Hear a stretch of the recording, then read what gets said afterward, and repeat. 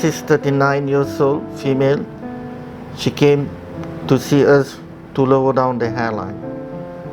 So today is exactly 2 weeks, 14 days, and she came for a review and see how natural the hairline and the hair.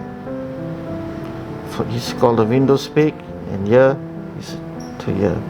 This hairline is a normal shape, so she will have a new look, and this will give her a new appearance and new frame of the face.